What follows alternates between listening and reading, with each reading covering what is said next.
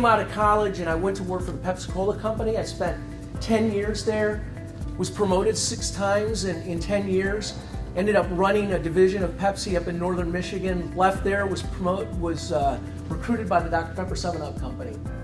I came here 28 years ago, and I'm not quite a native, but 2 of my 3 children are born here, so I'm getting close. And I'm married to a native, and so that helps seal the deal, right? So Pepsi, Dr. Pepper 7-Up, bottling, I had to reinvent myself because the bottling business was going nowhere profitability. I mean, I had ridden that stream during the heyday. We had a lot of fun. There was a lot of money to be made in the soft drink industry. And then the margins started to shrink and the competition kicked in and the whole category changed. So I made my first transition and left consumer packaged goods and I went into technology. I was recruited by a company called Craig McCaw.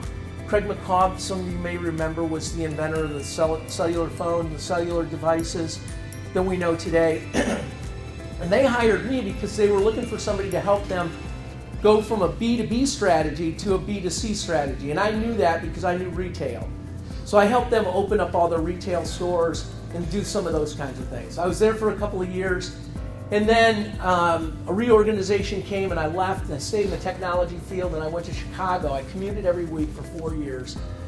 And I did a startup communications company in the telecommunications. It was a unified communications product.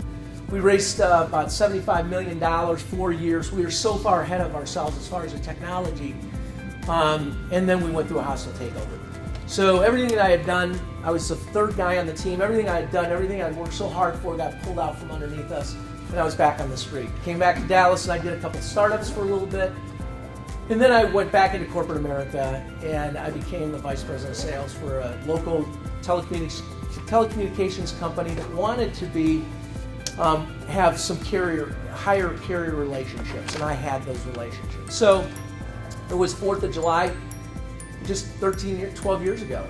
My boss called me on the 4th of July. I was on vacation with my family. She said, Kurt, you can stay on vacation as long as you want to. When you get done, come home, go see HR and negotiate your severance package and decide to go in your job. So, I'm 48 years old. I've got kids that are getting ready to go into college. I've got one in college actually. And I'm just blindsided by this. So I then almost immediately made a decision that I was done with corporate America. I was going to go do something on my own, but I didn't know what it was going to be. I had to reinvent myself. 48 years old, what do? Do I go start a convenience store? Do I go get a car wash? Do I buy a car and drive people to the airport? I don't know, but I am not going back to corporate America. So I made one call to a guy that owned a recruiting business up in Galena, Illinois. And I worked with him in the beverage industry, and he said, Kurt, you would be so good for recruiting. Come to Galena. I want you to take over my business. So I went up to Galena and looked around, and beautiful town, 5,000 in the winter, 1,000 in the summer. Background, 5,000 in the summer, 1,000 in the winter. My son was a senior in high school. My daughter was a freshman in high school.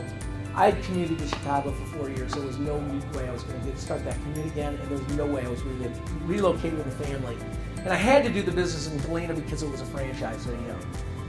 So instead, I came back to Dallas and talked to some people, and they said, Kurt, you would be great at recruiting. Why don't you start your own team? So 12 years ago, started a recruiting business with no experience in the recruiting field. I'm a sales and marketing operations guy. I'm not an HR executive. And I had to go out and knock on doors and try to convince people in 2008, when nobody's hiring, everybody's getting fired, that I'm a recruiter and you should hire me because I do things differently than everybody else. That's my story.